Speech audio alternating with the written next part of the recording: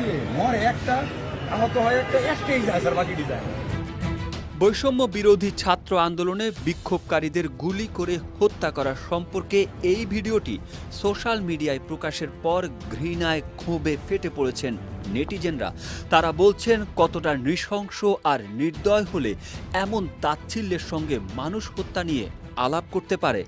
৪৩ সেকেন্ডের ভিডিওতে দেখা যায় বিক্ষোভকারীদের গুলি করে হত্যা সম্পর্কে সাবেক স্বরাষ্ট্রমন্ত্রী মোহাম্মদ আসাদুজ্জামান খান কামালকে জানাচ্ছিলেন ঢাকা মেট্রোপলিটন পুলিশের এক সদস্য ইকবাল। সাবেক স্বরাষ্ট্রমন্ত্রীকে একটি ভিডিও দেখিয়ে ইকবাল নামের পুলিশ কর্মকর্তা বলছিলেন, গুলি করে লাশ নামানো লাগছে স্যার, গুলি করলে মরে একটা কিংবা আহত হয় একটা, একটাই যায় স্যার, বাকিটি যায় না। এইটাই হলো স্যার সবচেয়ে আতঙ্কের এবং দুশ্চিন্তার বিষয়। এই কথার মাধ্যমে তিনি বোঝানোর চেষ্টা করছিলেন যে বিক্ষোভকারীদের গুলি করেও রাজপথ থেকে বিতাড়িত করা যাচ্ছে না।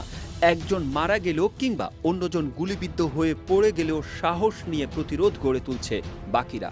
কেউ না বুঝলেও আমরা আপনার প্রয়োজন বুঝি, আর তাই তো অত্যাধুনিক ফিচার সম্বলিত বিভিন্ন সাইজ আর কালারের ২৫০টিরও বেশি ডিজাইন অপশন নিয়ে ওয়ালটন স্মার্ট ফ্রিজ বোঝে আপনার প্রয়োজন। গুলি করে করে লাশ নামানো লাগছে স্যার, কিন্তু গুলি করলে মরে একটা, আহত হয় একটা, একটাই যায় স্যার, বাকিটি যায় না।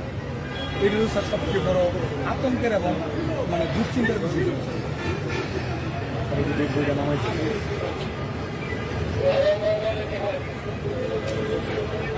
মোটা মোটা সিটি আছে, কোমরে ব্রেক ছিল আর নিচে প্যান্ট ছিল, পুলিশ মোটর সাইকেল থেকে ব্যাগে কাপড় আছে, এটুকু দিয়ে একটুকুর কারণে। গুলি করি মরে একটা, বাকিটি যায় না স্যার। ভিডিওতে এই কথাগুলো যে পুলিশ সদস্য বলছিলেন তার নেম প্লেটের নাম দেখা যায় ইকবাল। আর আসাদুজ্জামান খান কামালের বাম পাশে যিনি দাঁড়িয়ে রয়েছেন তিনি বর্তমান স্বরাষ্ট্র সচিব মোহাম্মদ জাহাঙ্গীর আলম।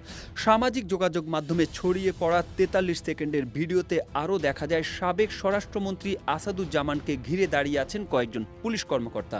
ভিডিও ক্লিপটি সাবেক আইজিপি চৌধুরী আবদুল্লাহ আল মামুনের কাঁধের পেছন থেকে মোবাইল ফোন থেকে ধারণ করা হয়েছে। আন্দোলনকারীদের পুলিশ গুলি করেও দমাতে পারছে না বলে জানান পুলিশ কর্মকর্তা ইকবাল। সাবেক স্বরাষ্ট্রমন্ত্রীর নির্বিকারভাবে মনোযোগ দিয়ে ভিডিওটি দেখেন। গুলি ও হতাহতের দৃশ্য দেখে তার চেহারায় কোনো প্রতিক্রিয়া দেখা যায়নি। জুলাইয়ের মাঝামাঝি থেকে আগস্টের ৪ তারিখ পর্যন্ত কোটা সংস্কার আন্দোলনকে কেন্দ্র করে বিক্ষোভকারীদের ওপর আইনশৃঙ্খলা বাহিনী নির্বিচারে গুলি চালায়। ভিডিওতে পুলিশ কর্মকর্তার কথা শুনে বোঝা যায় বিক্ষোভকারীদের ওপর পুলিশের গুলিতে হতাহতের একটি ভিডিও আসাদুজ্জামানকে দেখানো হচ্ছে।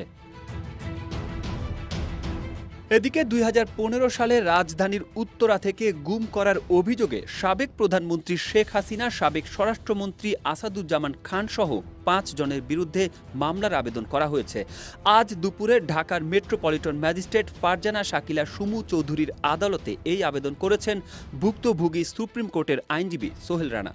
আদালত বাদীর জবানবন্দি রেকর্ড করে আদেশ অপেক্ষমান রেখেছেন। এর আগে গতকাল কোটা সংস্কার আন্দোলন চলাকালে রাজধানীর মোহাম্মদপুরে মুদি দোকানদার আবু সাইদকে হত্যার অভিযোগে সাবেক প্রধানমন্ত্রী শেখ হাসিনা সহ ৭ জনের বিরুদ্ধে